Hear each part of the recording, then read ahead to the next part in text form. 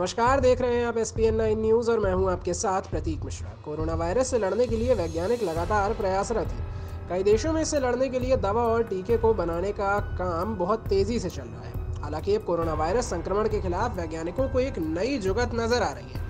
उनके अनुसार लोगों को डिकॉय प्रोटीन का इंजेक्शन लगाकर इस वायरस का संक्रमण रोका जा सकता है। यूनिवर्सिटी ऑफ लेसेस्टर के शोधकर्ताओं ने इस दिशा में काम शुरू कर दिया है। वैज्ञानिकों का मानना है कि कोविड-19 रोग पैदा करने वाला वायरस शरीर में फेफड़ों और वायुमार्ग की कोशिकाओं की सतह पर रिसेप्टर के द्वारा प्रवेश करता है, जिसे ACE2 रिसेप्टर कहते हैं। यह रक्त प्रवाह में प्रवेश द्वारा उपलब्ध करने के साथ संक्रमण को सुगम बनाते हैं। वैज्ञानिक चाहते हैं कि वायरस को लुभाने के लिए इसकी नकल इंजेक्ट की जाए ताकि वायरस फेफड़ों से ऊतकों तक आने के बजाय एक दवा से चिपक जाए। यूनिवर्सिटी ऑफ लेसेस्टर के शोधकर्ताओं ने ऐसा प्रोटीन विकसित करने की दिशा में काम शुरू कर दिया है जो न सिर्फ ACE2 का नकल हो बल्कि वायरस के लिए और भी ज्यादा आकर्षक हो।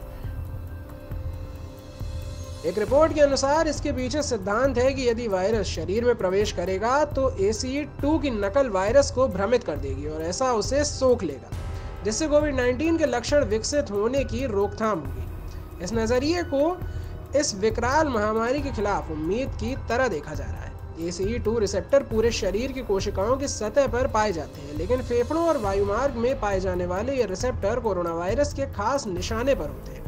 शरीर के अन्य हिस्सों में पाए जाने वाले ये रिसेप्टर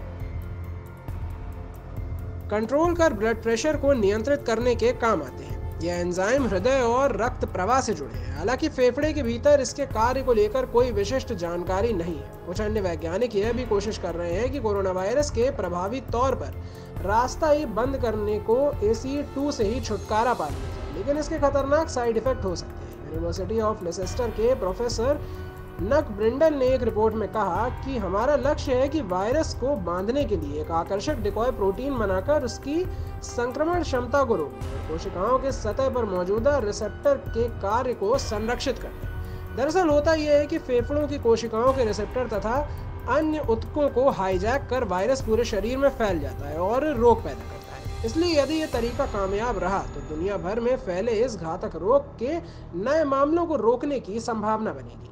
SPN9 न्यूज़ के लिए प्रतीक मिश्रा की रिपोर्ट।